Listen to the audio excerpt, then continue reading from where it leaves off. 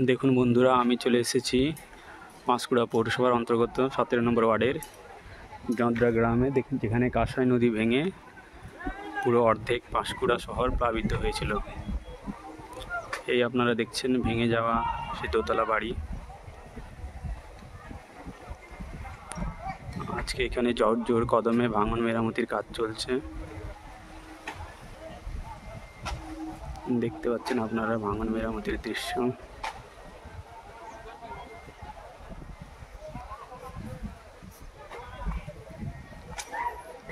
এই দেখুন, এখানে একটা জেসিবি দাঁড়িয়ে রয়েছে।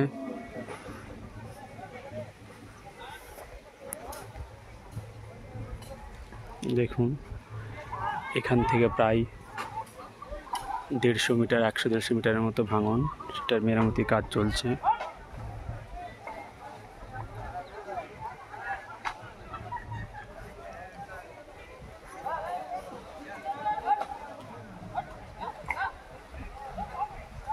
সিমেন্টের বস্তায় করে ইট ভরে সেগুলোকে স্ট্যাক দিয়ে লোহার তারজালির সাহায্যে আবার বাঁধ তৈরি করা হচ্ছে।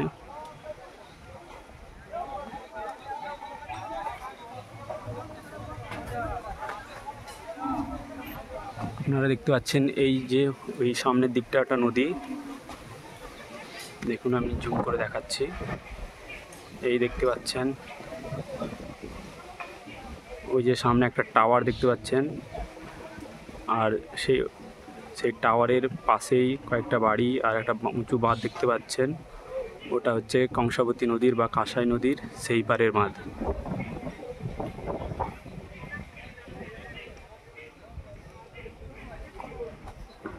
আর মেরামতির কাজ চলছে এই পারের বাঁধে।